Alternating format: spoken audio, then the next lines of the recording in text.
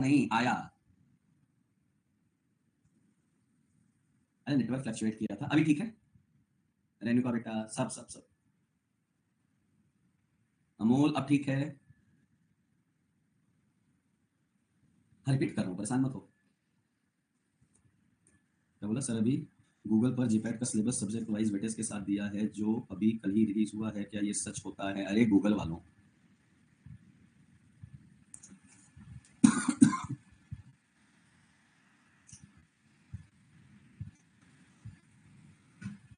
सिर्फ वॉइस है ऐसा? सही है कि नहीं अभी ये बताओ।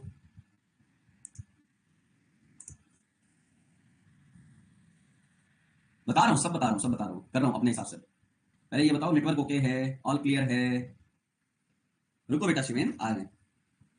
ठीक। तो हमने बोला डिम्यूल्शन। डिम्यूल्शन क्या करेंगे? सूदिंग इफेक्ट, यानी गले में जो खरखराहट थी उसको सही करेंगे, सूदिंग इफेक्ट प्रोवाइड करेंगे डिम्यूल्शन। जैसे हमने बोला लिक्वेरिस आएंगे, या लिक्टस आएंगे, लोजेंजेस आएंगे, कफ ड्रॉप आएंगे, वो आ जाएंगे। इनका कोई खास वो नहीं, ये सिर्फ हमारे ब्रोंकाई की बात किया जाएगा, ट्रेकिया की बात किया जाएगा, वहां पे ये सूदिंग इफेक्ट लाएंगे। ठीक। दूसरी क्लास यहां पे आएगी कौन सी? एक्सपेक्टोरेंट। ध्यान से सुना, एक्सपेक्टोरेंट। इनका देखो नाम क्या है? एक्सपेल आउट कराना। एक्सपेल मतलब, एक्सपेक्टोरेट मतलब एक्सपेल आउट कराना। क्या एक्सपेल आउट कराएंगे भाई? अरे जो कफ डिपॉजिट है उसको एक्सपेल आउट कराएंगे। अब अगर एक्सपेक्टोरेंट की बात करेंगे तो अगेन ये दो क्लासेस में हमारी डिवाइड हो जाती है। पहला जिसको हम बोलते हैं bronchial secretion enhancer. Bronchial secretion enhancer, यानी जो ब्रोंकाई के सिक्रीशन को इनहेंस करेंगी, जिनको हम एक नाम से और बोलते हैं, दैट इज म्यूकोकाइनेटिक। इन्हीं को हम क्या बोलेंगे? म्यूकोकाइनेटिक बोलेंगे। थ्रोट में जो वहां पे सिक्रेशन कराएंगे। अब इसमें कौन सी ड्रग हमारी आएगी सर? जो एक्सपेल आउट करा रही है, यहाँ पे इरिटेशन कॉज करा रही है, जैसे पोटेशियम आयोडाइड की बात करेंगे, या यहीं पे हम टोलू बाल्सम की बात करेंगे, या यहीं पे हम अमोनियम क्लोराइड की बात करेंगे। ये सब क्या है? ब्रोंकियल सिक्रीशन इनहेंसर है, हमारे ब्रोंकाई में इरिटेशन कॉज करा के वहां से मूवमेंट बढ़ाएंगे। इपिकैप भी यही डाल देना। दूसरा हमने यहाँ पे क्या बोला?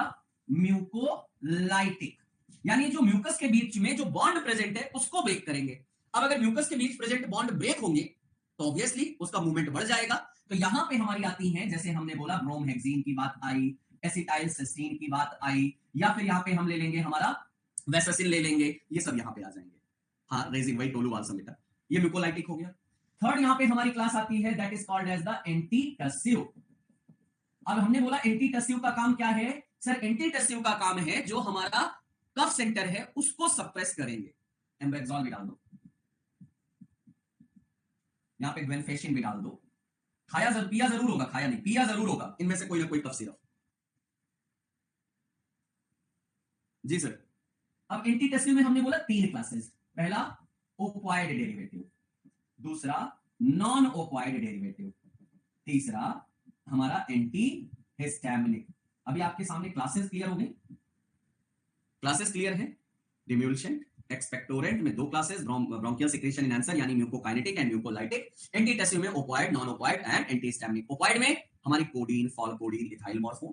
नॉन ओपॉइड में नॉस्टैपिन, डेक्स्ट्रोमेथॉर्फेन। और एंटीहिस्टामिनिक में प्रोमेथाजिन, डाइफेनाइड्रामिन, डाइमेनहाइड्रेनेट। बस इनका मेनली यूज किया जाता है। ये है मेरे classification of the cough according to me. हाँ जी sir, what does mucolytic do? बेटा मैकेनिज्म भी दिखाऊंगा, लेकिन नाम से समझो ना बेटा। म्यूको यानी जो म्यूकस के बीच में बॉन्ड प्रेजेंट है ललिता बेटा, उसको ब्रेक करेगी। अब एक चीज बताओ, एक म्यूकस था इतना बड़ा सा था, बॉन्ड बना हुआ था, अगर हमने उसके बॉन्ड को ब्रेक कर दिया तो वो छोटा छोटा करके टुकड़े फॉर्म में निकल के चला आएगा कि नहीं चला आएगा? हाँ जी सर, उनकी बात किया जाएगा। ठीक है, एक एक करके शुरुआत करें। चलो एंटीटसिव से ही शुरू करते हैं, आपका क्वेश्चन एंटीटसिव में है ना, वहीं से पकड़ते हैं। तो एंटीटसिव का यहाँ पे क्या रोल है? These are the central cough center suppression. Central क्यों भैया? कफ सेंटर कहाँ होता है? जैसे आपको पता है थर्स्ट सेंटर होता है, कफ सेंटर होता है, हंगर सेंटर होता है। उन सबको ये जो हमारे मेडुला में प्रेजेंट होता है उनको सप्रेस करता है। उनको कहता है भैया शांत रहने का, छोटी छोटी चीजों में इतना ज्यादा उछलने का नहीं, छोटी छोटी चीजों में वही वाली कहानी है सर, थोड़ा नंबर कम आ जाए, थोड़ा नंबर ज्यादा आ जाए तो डरने का नहीं, बस चलते रहने का, छोटी छोटी बातों में टेंशन नहीं लेने का। तो ये मेडुला में होता है, उनको सप्रेस करती है। जहां पे हमने बोला कोडीन की बात आई, फॉल कोडीन, इथाइल मॉर्फोन जो हमारी ओपॉइड डेरिवेटिव है, these are the antitussive agent with the action they have the addiction liability. अभी में प्रॉब्लम यही है कि सर एडिक्शन वाली चीजें आ जाती है। Codeine act mainly on the mu receptor. अब आपने सीएनएस में इसको पढ़ोगे भी कि भाई अगर म्यू रिसेप्टर से काम करोगे तो पिन पॉइंट प्यूपिल यानी मायोसिस हो सकता है, कॉन्स्टिपेशन हो सकता है, नाउजिया, ड्राउजीनेस, थोड़ा सा एकदम से वो वाली कहानी हो सकती है। So it should be avoided in patient with the bronchial asthma, क्योंकि ये ब्रोंको कॉन्स्ट्रिक्शन करता है। तो अगर कोई पर्सन ऐसा है जिसको अस्थमा भी है, उसको ये ड्रग नहीं दिया जाएगा। म्यूकोलाइटिक में 4 ड्रग हैं, मॉड्यूल में आपने 3 लिखा था, रफली था ना बस। हाँ बेटा, चलिए ओके नेक्स्ट, डेक्स्ट्रोमेथॉर्फेन, फॉलकोडिन। अब देखो यहां पे ये जो डेक्स्ट्रोमेथॉर्फेन लिखा है, ये हमारा क्या है, नॉन ओपॉइड है, यानी इसका ओपॉइड रिसेप्टर पे रोल नहीं है। अब ओपॉइड रिसेप्टर में रोल नहीं है तो एडिक्शन नहीं आएगा।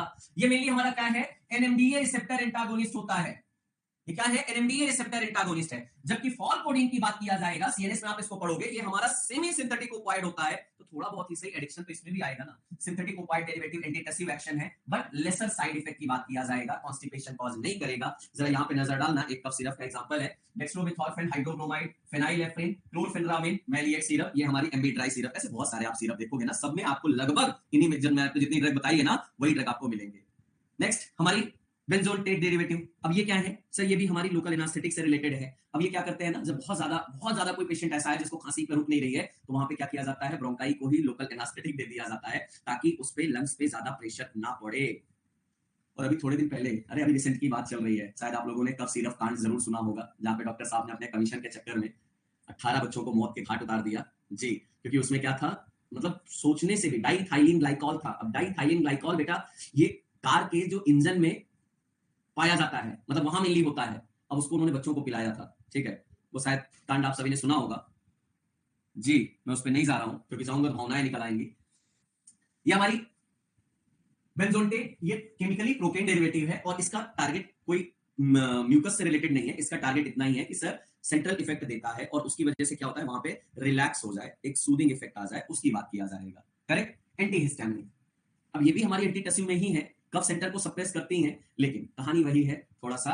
हाँ, ऑटोकॉइड में पढ़े हो ना, वहां पे क्या कहानी आती है कि सर फर्स्ट जनरेशन है, और फर्स्ट जनरेशन है तो सेडेटिव इफेक्ट आएगा, सेडेटिव इफेक्ट आएगा यानी थोड़ी बहुत नींद आ सकती है। लेकिन फिर भी क्लोरफेनरामिन, प्रोमेथाजिन, डाइफेनाइड्रामिन मेनली ये यूज किया जाता है, और उस केस में यूज किया जाता है जब किसी पर्सन को एलर्जिक खांसी हो रही है, एलर्जी की वजह से।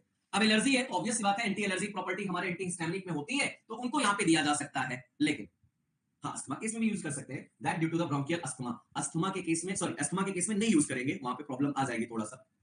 दे थिकनेस द सिक्रीशन, जिसकी वजह से हमारा कफ आउट होने में जो डिफिकल्टी होती है, लेकिन कम से कम शांत रहेगा, उसकी बात किया जाएगा। क्या नहीं है मॉड्यूल में, अरे मैं पढ़ा रहा हूं बेटा, बहन रुकना तो पढ़ लो। Pharyngeal demulcent, as its name indicate, demulcent यानी विक्स की गोली लो, खिच खिच दूर करो। अरे भैया, कौन सा रिसेप्टर का लोकेशन जानना चाह रहे हो गौरव बाबू? क्या एंटी हिस्टामिनिक रिसेप्टर में आपने हिस्टामिन के लोकेशन नहीं देखे हैं? अब आप पूछोगे अगर म्यू रिसेप्टर का लोकेशन तो ब्रेन में पाया जाएगा बेटा, उसको सीएनएस में पढ़ोगे, तो यहाँ ओपॉइड रिसेप्टर में क्यों बताऊं गौरव बाबू, जरा समझो। आप एक ही चीज को मत पकड़ा करो बार बार। चलो, डिम्यूल्शन, सूदिंग इफेक्ट, खिच दूर करने वाली कहानी जी sir. Increases flow of saliva, produces the soothing effect on the pharyngeal mucosa. इनका काम कुछ ज्यादा नहीं है, जो इंपल्स आ रहे हैं, जो हमारे एफरेंट इंपल्स हैं, जो इरिटेशन कॉज कराने वाले हैं, उनको ये शांत कर देता है, दैट्स ऑल। और कोई ज्यादा रोल नहीं करता है, इनका खांसी से कोई रोल नहीं है, ये गले में जो खिचखिच हो रही है उसको दूर करेंगे। क्लोरफेनरामिन तो एपेप्टाइड स्टिमुलेंट था, कहां मेरा डंडा, कहां कमल लोचन, बताओ। क्लोरफेनरामिन एपेप्टाइड स्टिमुलेंट था या साइक्लोहेप्टाइडिन एपेप्टाइड स्टिमुलेंट था? रेनालाइट। चलो, ड्राई कफ होगा, जहां इरिटेशन हो रही है, वहां ये सूदिंग इफेक्ट देगा, इनको ज्यादा कुछ कहने की जरूरत नहीं है। अच्छा ये बताओ, कभी कभी ना कभी आप लोगों ने भी गले में, अगर यार आज गले में बहुत खराट हो रही है, मतलब गले में चुभन सी हो रही है, एक काम करो, विक्स दे दो, स्ट्रेप्सिल्स दे दो, लिक्वेरिस दे दो, लोजेंसेस कुछ ले लें, कभी ना कभी किया होगा ना यार, नहीं खाया है? जितने भी नाम मैंने दिए, अब आप में से कोई विक्स ना खाया हो तो अलग बात है, उसको मुझे बताना पड़े। हाँ जी, अगला क्या, लोजेंसेस, इसमें वही हमने बोला ना, स्ट्रेप्सिल्स हैं, विक्स हैं, कफ ड्रॉप हैं, कुछ ना कुछ खाया जरूर होगा, उन्हीं की बात चल रही है। Lozenges are the solid dosages form that dissolve slowly into the mouth, lozenges containing a drug along with the flavouring and sweetening agent, यही सारी चीजें यहाँ पे प्रेजेंट होती है, तो इनके लिए कुछ ज्यादा कहने के मेरे पास शब्द नहीं है। लिंक्टस, फार्मास्यूटिक्स में आप लोगों ने इसके बारे में पढ़ा होगा, कोई बात नहीं बेटा। लिंक्टस, हाँ, विस्कस लिक्विड होते हैं, ठीक, they contain the high concentration of sucrose, usually इनको हम कफ रिलीफ के लिए ही लेते हैं। Some pharmacist sell codeine in the form of the syrup like medicines called codeine linctus, ये भी यहाँ पे दिया जाता है, बट यहाँ पे लिंक्टस की बात है। सर सिंगर लोग तो खाते ही रहते होंगे, डिम्यूलेशन गले के किच-किच के लिए।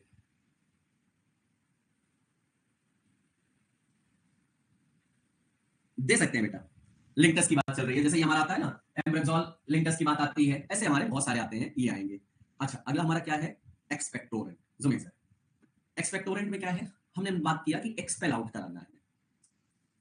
इनमें कोई खास एपीआई की बात नहीं बेटा, इसमें सूदिंग इफेक्ट है, इसमें हमारे क्या है? स्वीटनिंग एजेंट है, इसमें हमारी फ्लेवरिंग एजेंट है, इसमें हमारे ग्लूकोज सुक्रोज वगैरह है। इनका कोई वैसा काम नहीं है कि बहुत ज्यादा सूदिंग इफेक्ट, एक लेयर फॉर्म कर देते हैं, एक प्रोटेक्टिव लेयर फॉर्म कर देते हैं। अब जैसे लिंटस की बात करोगे, जैसे कहते हैं ना, हाँ जगरी खाते हैं जी, उसकी बात करेंगे, गुड़ वगैरह जो आप जानते हो, ठीक। इसमें कभी कभी 70% एल्कोहल तक भी मिला के दिया जाता है। लिंटस की फॉर्मूला फॉर्मुलेशन तो पढ़े हो ना यार, ये सब सुटिक्स के वर्ड हैं। लिंटस, लोजेंजेस, स्ट्रॉचेस, मैं यहाँ पे इनको लेके जाऊं क्या? यहां पे आपको ध्यान देना है, एक्सपेक्टोरेंट नाम ही क्या है? एक्सपेल आउट कराना। एक्सपेल मतलब बाहर निकालना। अब बाहर निकालने के दो तरीके हैं। पहला तरीका तो यह है कि सर मेरी जो ब्रोंकाई है वहां पे इरिटेशन कॉज करा दो, तो जो बचा कुचा है, जो अंदर फंसा हुआ है किसी तरीके से, उसको निकाल दिया जाए। तो वहां पे आते हैं ब्रोंकियल सिक्रीशन एनहांसर, जिनको हमने बोला म्यूकोकाइनेटिक agent. So म्यूकोकाइनेटिक agent they increases the production. हाँ जी, जो रेस्पिरेटरी ट्रैक में हमारा जो है वहां पे ये क्या करते हैं? प्रोडक्शन बढ़ाते हैं, लेकिन क्या करके? इरिटेशन कॉज करा के। अब जितना ज्यादा हमारे ब्रोंकाई का इरिटेशन होगा, उतना ज्यादा वहां से हमारा म्यूकस का एक्सपेल आउट होगा।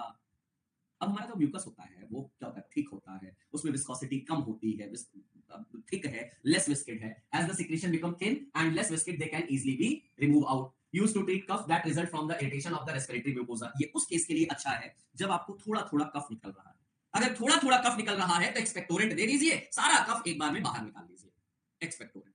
अब एक्सपेक्टोरेंट की अगर आप बात किए हैं तो दो टाइप से काम कर रहे हैं। एक म्यूकोकाइनेटिक, जो इरिटेशन कॉज करा के मूवमेंट बढ़ा रहे हैं, और एक म्यूकोलाइटिक, जो म्यूकस के बीच में प्रेजेंट डाइसल्फाइड बॉन्ड को ब्रेक करके उनको टुकड़ों के फॉर्म में निकाल रहे हैं। दोनों की कहानी थोड़ी सी अलग है। एक इरिटेशन कॉज करा के प्रोडक्शन बढ़ा रहा है, एक क्या कर रहा है? म्यूकस के बीच में प्रेजेंट बॉन्ड को ब्रेक करके टुकड़े टुकड़े करके उसको निकाल रहा है। वही है, टुकड़े टुकड़े करके तेरा खून पी जाऊंगा, वही वाली कहानी है। नहीं, कोई बैन नहीं हुआ बेटा, परेशान मत हो। इधर एक्सपेक्टोरेंट में इंक्रीज द सिक्रीशन डायरेक्टली, या तो हो सकता है कि वो डायरेक्टली स्टिमुलेट करे, जैसे वोलेटाइल लिक्विड होते हैं, यूकेलिप्टस ऑयल आते हैं जिनको दिया जाता है, या रिफ्लेक्स एक्सपेक्टोरेंट आते हैं जो हमारे इरिटेशन कॉज करते हैं, रिफ्लेक्स बढ़ाते हैं, जैसे काकुआना वगैरह की मैंने बात किया, गुएनफेशिन वगैरह की बात किया, पोटेशियम क्लोराइड की बात किया, यहाँ पे हमने पोटेशियम आयोडाइड की बात किया, अमोनियम क्लोराइड की बात किया। वो हमारे क्या है? म्यूकोकाइनेटिक एजेंट है जी।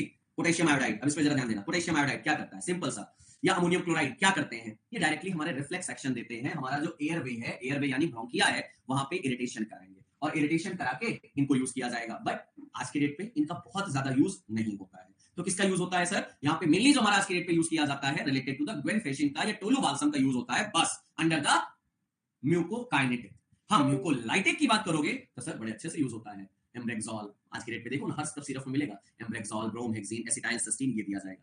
सर टीबी कफ में भी यही ड्रग यूज करते हैं। हाँ, ऑब्वियस सी बात है बेटा, कहीं अलग से थोड़ी ना आएंगे, पहले उसमें मत जाना। ब्रोंको ये है म्यूकोलाइटिक। एलेक्स, आपका जो म्यूकस है वो क्या है? ग्लाइकोप्रोटीन है, म्यूकोपॉलीसैकेराइड है। अब अगर म्यूकोपॉलीसैकेराइड है तो ऑब्वियसली वहां पे कौन सा बॉन्ड प्रेजेंट है? डाइसल्फाइड बॉन्ड प्रेजेंट है, और इसी डाइसल्फाइड बॉन्ड को ब्रेक करने का काम करते हैं म्यूकोलाइटिक एजेंट।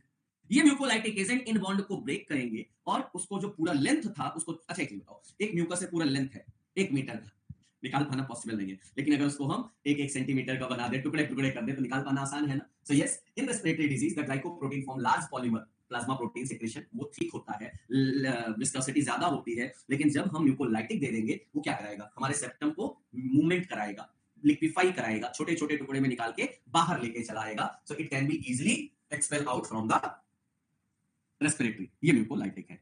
एक और यहाँ पे हमारा आता है, that is called as the, अब कौन कौन से म्यूकोलाइटिक है?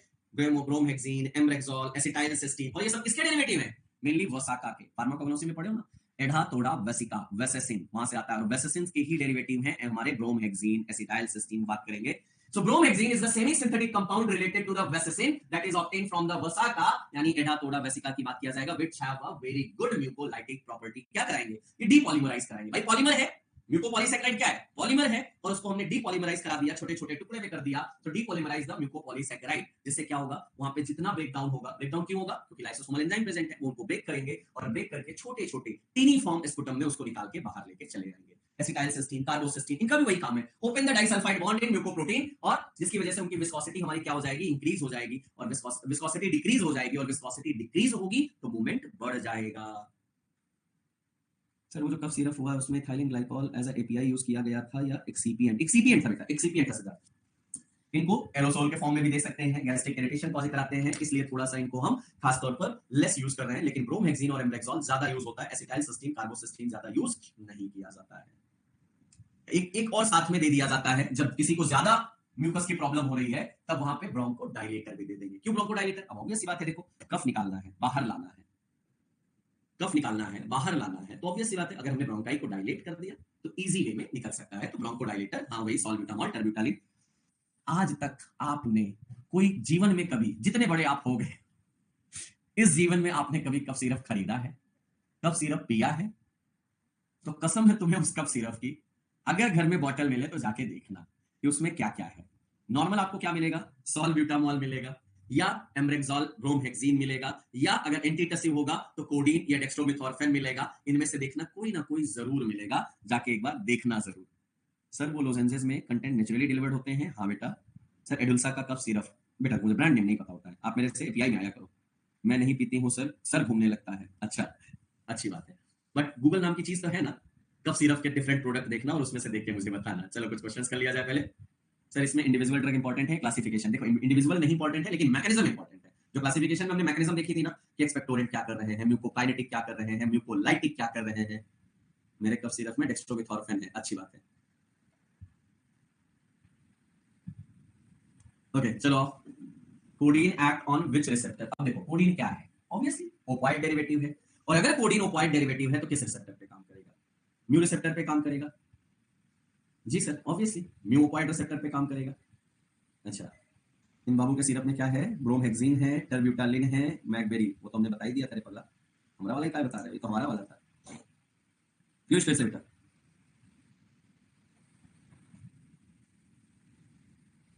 सही कह रहे हो अभिषेक बाबू, जाता हूं मैं अभी तुरंत, मैं खरीदता हूं, आओ। Mechanism of action of the pharyngeal demulcent. Pharyngeal demulcent क्या कर रहे हैं?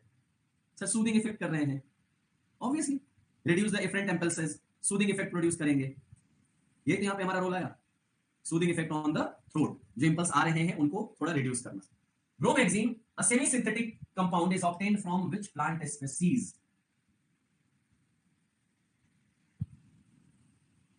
अच्छा शिवम बाबू में डाइफेनाइड्रामिन है, हाँ जी, एंटीहिस्टामिनिक होगा। अरे यार वसाका बोलो ना, ये आपका फेवरेट एडातोडा वेसिका वसाका एसिटाइल सिस्टीन किस क्लास की ड्रग है? डाइफेनाइड्रामिन है, सब इसी के अंतर्गत है कि नहीं, जितना आपने पढ़ा है? इसके बाहर कोई आ रहा है क्या? तो मत पीना बेटा आज के बाद। योगेश, एसिटाइल सिस्टीन एक्सपेक्टोरेंट में क्या है? म्यूकोलाइटिक है, और म्यूकोलाइटिक है सो ऑब्वियसली क्या करेगा? डाइसल्फाइड बॉन्ड को ब्रेक करेगा। जी, open the disulphide bond, that's why mucus will be thin and more liquefied. Bronchodilator relieving cough cause due to the bronchospasm. Bronchodilator यानी बीटा 2 एगोनिस्ट, और बीटा 2 एगोनिस्ट यानी salbutamol टर्ब्यूटालिन, हाँ जी इन्हीं की तो बात आएगी। बस ये रहा मेरा कफ, छोटा सा प्यारा सा नन्हा सा चैप्टर जिसको हमने देखा, और कल हम शुरू करेंगे हमारा अस्थमा, इसी का अगला पार्ट, उसमें आपको आंसर मिलेगा एंटीहिस्टामिनिक यूज करेंगे कि नहीं करेंगे। रेस्पिरेटरी के बाद कौन सा टॉपिक होगा? अभी पहले अस्थमा करें, बता दूंगा। अभी चल रही है ना गाड़ी लगातार, चलने दो, ब्रेक मत दो। नहीं अस्थमा 2 दिन लगेगा बेटा, अस्थमा थोड़ा समझाना है। हाँ जी, हाँ योगेश बेटा क्लास के बाद। चलो थैंक यू।